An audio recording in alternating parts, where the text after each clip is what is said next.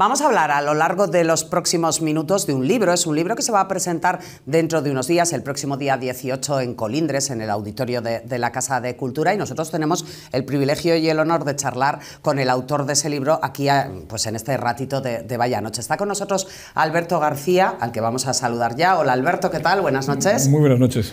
Un libro que se llama Memoria de perros y serpientes, y es un libro que tiene, pues tiene mucho que ver con la historia un poco del País Vasco en los últimos años y con una parte de tu trabajo. Tú eres comisario de la Policía Nacional, ahora mismo retirado ya, pero comisario de la Policía Nacional. Efectivamente, Inés.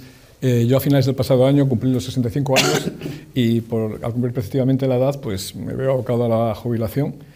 Y os agradezco antes de nada pues, el detalle que habéis tenido antes de la presentación de haber sido el primer medio público, privado de comunicación, de que me tenéis aquí para tener la oportunidad de comentar la posibilidad de escribir el libro al público que nos quiera escuchar. A lo mejor me he columpiado, porque yo he dicho, vamos a hablar un poco de política y de la historia política del País Vasco en los últimos años, o vamos a hablar de la historia de la policía. O de la sociedad del País Vasco. Pues Inés, te voy a ser sincero, yo creo que ninguna de las dos cosas. Yo más que nada, en esta situación actual de España y tal, básicamente es una deuda moral que yo tenía contraída con tanta víctima olvidada, con tanto compañero que murió en circunstancias execrables, con tanta circunstancia, con tanta barbarie, que parece que aquí no ha ocurrido nada.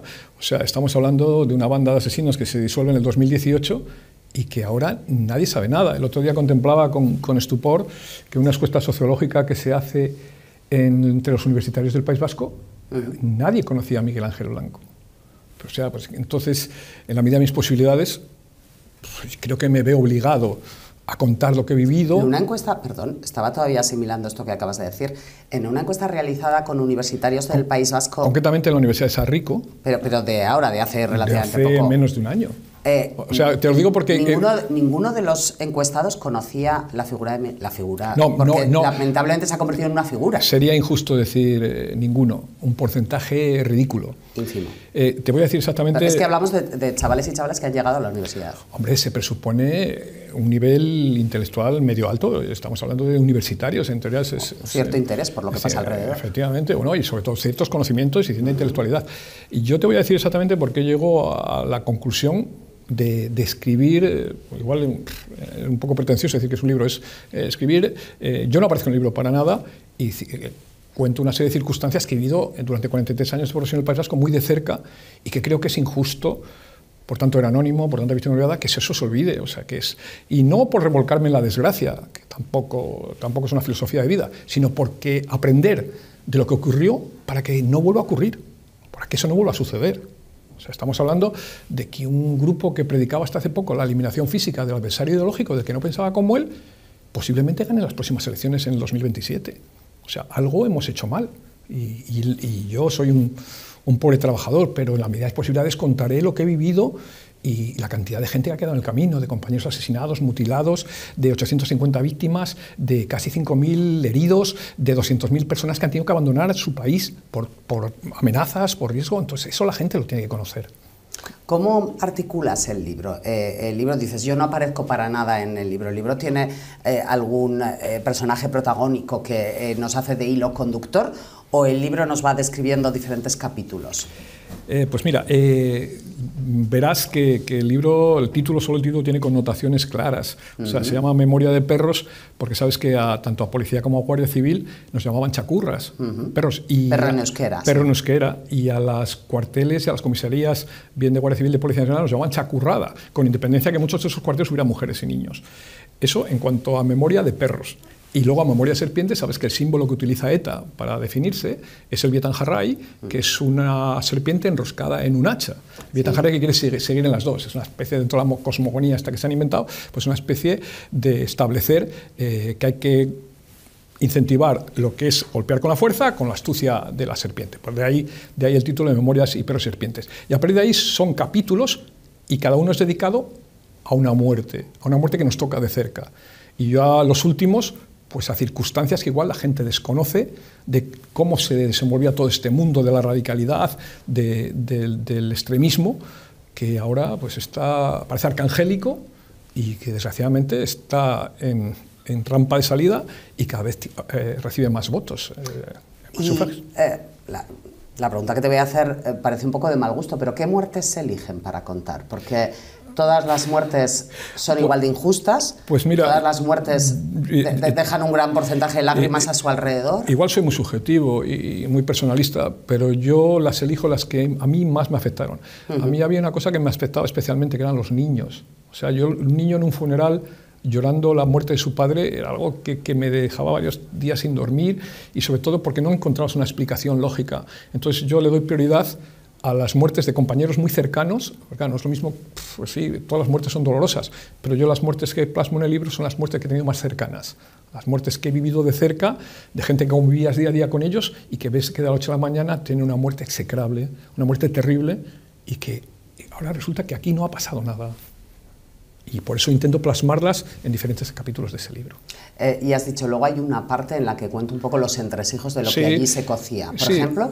Pues mira, pues por ejemplo, un sistema que tenían de pacificación en las cárceles, los que ellos mismos se enunciaban como para... ¿Que tenían quién? ¿Los batasunos? No los batasunos, sino los presos. Batasunos, que era una manera de denominarlos en su momento. Vamos a ver, el tema es que tendemos a hacer partes. En el fondo era un todo que se llamaba Movimiento de Liberación Nacional Vasco, MLNV. Y dentro de ese Movimiento de Liberación había un grupo que se presentaba a las elecciones, había otro grupo que se dedicaba a que a los presos no les faltara de nada y a llevar a sus familias. Otro grupo a actuar. O sea, que era un todo con diferentes estamentos. Y uno de ellos era el grupo electoral, que era el que hoy dirige Arnaldo Otegi Mondragón, que militó en ETA y que fue uno de los que secuestró al diputado Ru Pérez, que parece que a la gente se le ha olvidado. Entonces, además de varias muertes que me tocan de cerca y que donde se demuestra la insidia, la inquina y la barbarie, pues hay otro tema de que la gente sepa cómo funcionaba, qué funcionamiento tenía este tipo de personas. Estabas diciendo que una cosa que tú explicas es cómo funcionaban dentro de las prisiones, dentro de las cárceles. Es uno de ellos, sí, efectivamente. ¿Por qué? ¿Cómo funcionaban? ¿No funcionan como no, vamos a ver, un preso que ha entrado por drogas, por poner un ejemplo, o un señor por asaltar bancos? Una señora? No, la disciplina tanto cuando permanecía en libertad como en el interior de las cárceles, es una disciplina militar férrea. Ahí nadie se podía mover, porque el que se movía que inmediatamente quedaba apartado del estamento, hasta tal punto que, no sé si recordarás, seguro que sí, porque es una gran profesional, no sé si recordarás que aquí en ETA todo el mundo que disentía lo eliminaban. O sea, ETA elimina a Yoyes, sí, porque la muerte de Yoyes. María Dolores González Cataraín, delante de su hijo de 3 años, la mata en Ordicia, porque no estaba de acuerdo con la escalada de violencia que se disparaba. O sea, ella dijo, esto es una locura. Y ella tomó una posición individual y ETA la elimina. Pero es que de la misma forma, cuando Eduardo Moreno Barbaleche, Pertur, intenta también alejarse de la barbarie, también lo eliminan. O sea, quiero decirte que ahí la disidencia, tanto dentro como fuera, tanto de los etarras detenidos como los etarras detenidos, se pagaba con la vida. O sea, que no admitía ningún tipo de disidencia. ¿A qué público te gustaría llegar? Pues a la mayor cantidad de gente posible.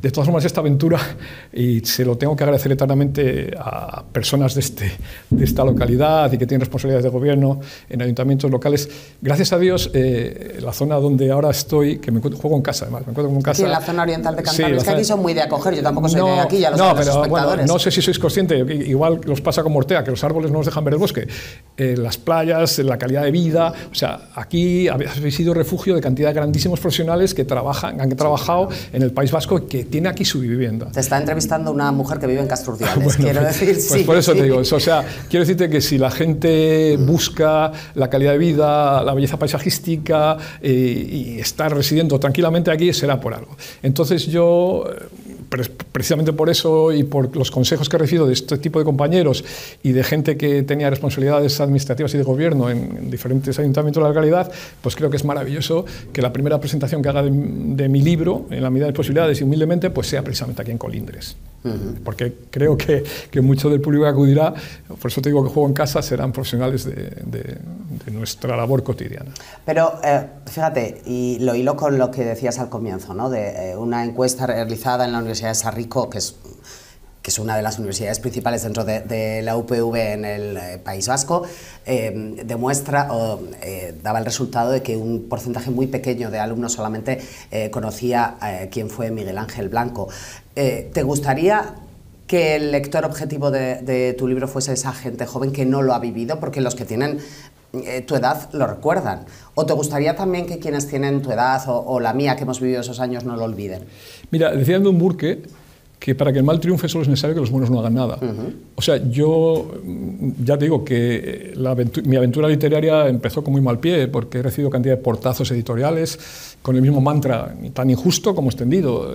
El dolor no vende, hay que pasar página, hay que perdonar, hay que olvidar. Y al final me he tenido que autoeditar mi libro, o sea, liarme la manta a la cabeza, gastar un dinero que no tengo, autoeditar mi libro y que llegue a la mayor cantidad de gente posible. Entonces, yo posiblemente el negocio sea ruinoso, pero la conciencia y la deuda moral contraída con tantas grandísimas personas, bellísimas personas, con grandes profesionales, con tanta gente inocente que ha quedado en el camino, o sea, esa tarifa de moral es impagable.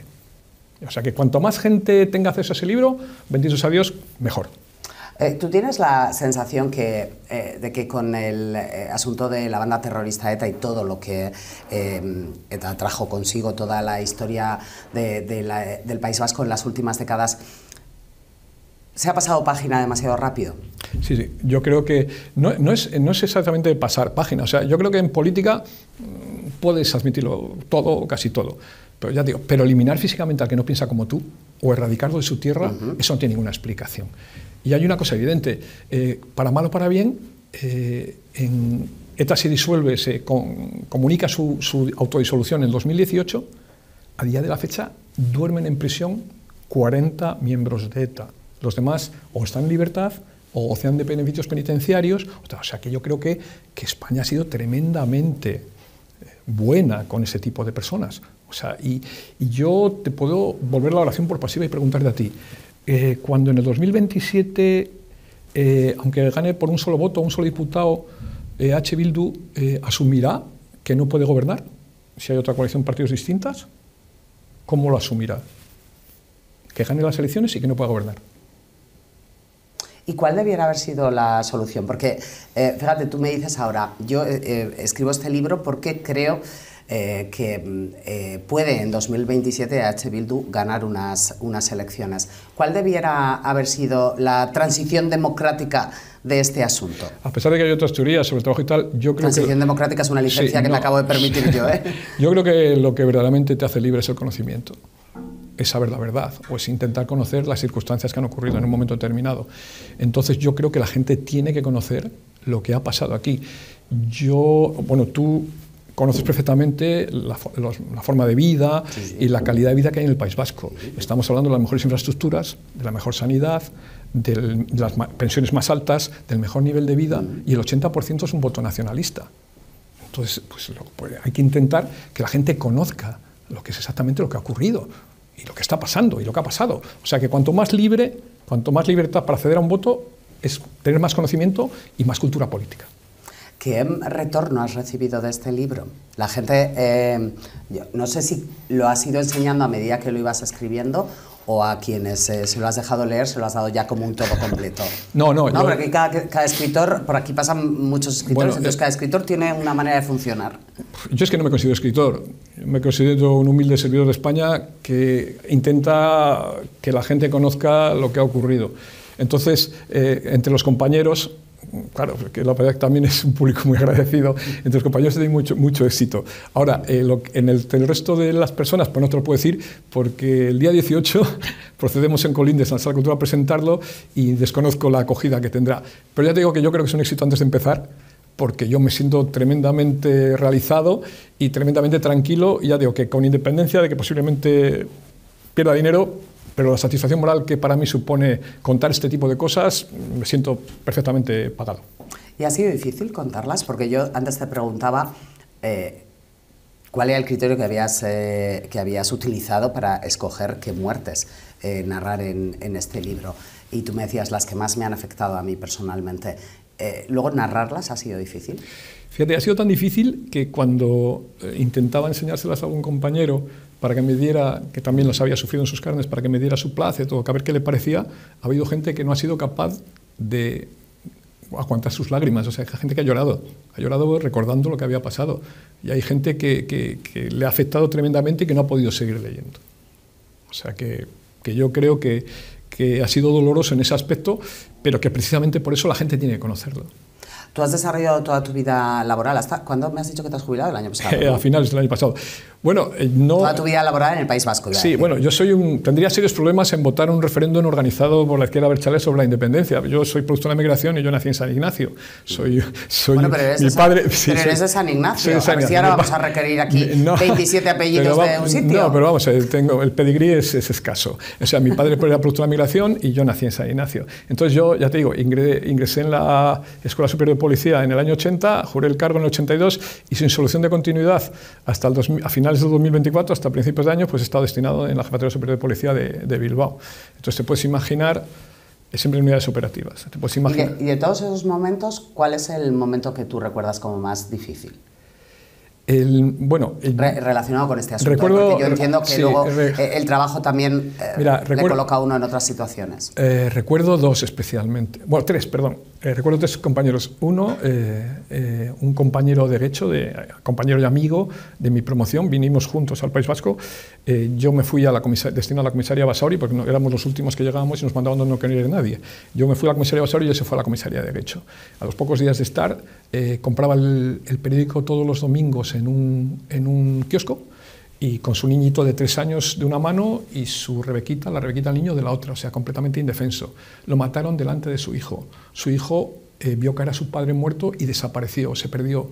Y tardamos casi media hora, 1 hora en encontrarle. Esa me ha visto mucho. La muerte de Eduardo Puelles, que estaba en nuestra misma brigada, despedazado, quemándose y pidiendo ayuda, quemándose dentro de su propio coche. O sea, hay 2 o 3... La muerte de Samperio, que era... La muerte de Eduardo Puelles, me acuerdo yo. Sí, fue la última que nos tocó relativamente cerca. La muerte de un cántabro de los corrales de Buelna, Samperio, que tardó la comisión judicial en proceder al levantamiento del cadáver y estuvo 1 hora tirado en el suelo en Deusto con una sábana cubierta, que sus hijas tuvieron que saltar para poder acceder al domicilio con su madre. O saltaron el cadáver de su padre, que estaba en la puerta, para poder ir a ver a su madre. Ese tipo de asesinatos que te tocan relativamente porque conoces mucho, porque convives con las víctimas, eso no se te borrará en la vida y todavía por las noches tienes pesadillas y tienes recuerdos terribles que intentas con el paso del tiempo olvidar.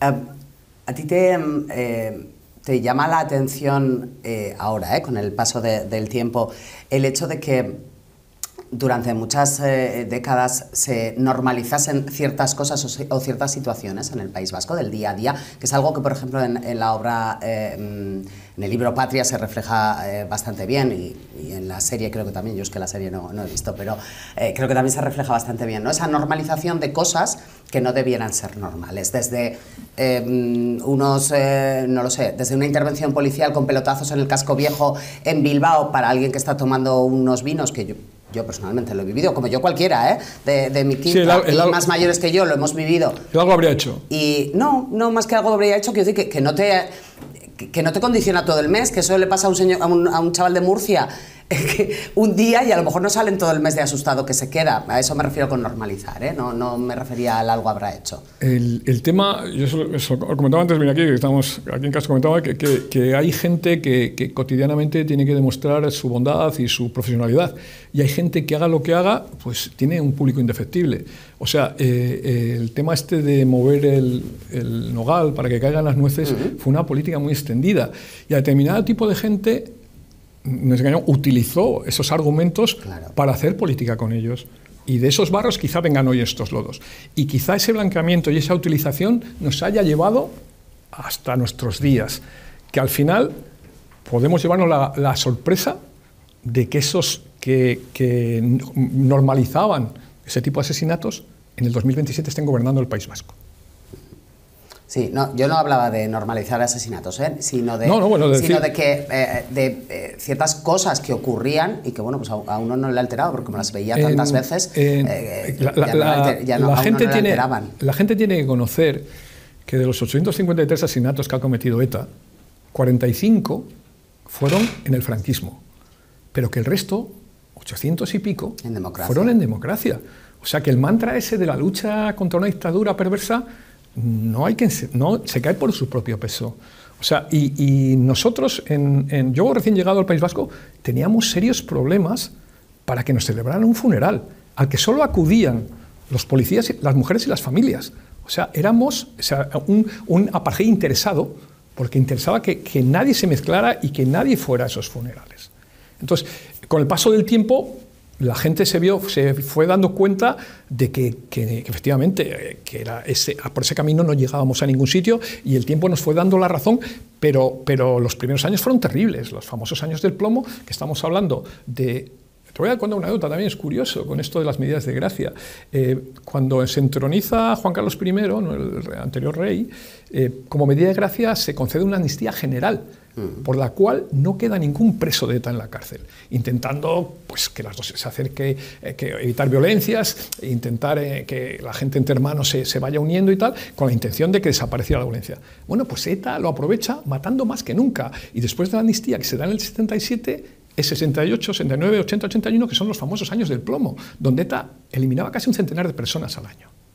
O sea, que quiero decirte que con el paso del tiempo la gente se dio cuenta quién eran verdaderamente los malos de esta película, pero que en un principio, bien por miedo, bien por desconocimiento, la gente no tenía dónde estaban exactamente los dos bandos de esta película, los buenos y los malos. Seguramente el próximo día 18 en Colindres, a las 7 de la tarde, que va a ser la presentación en el auditorio de la Casa de Cultura, no te ocurra, pero a lo mejor en otros foros sí. ¿Tú qué le dirías a alguien que te diga lo que a lo mejor te ha ocurrido en alguna de esas editoriales a las que has acudido para poder publicar el libro, que te has autopublicado finalmente? Eso de la mierda es mejor no removerla.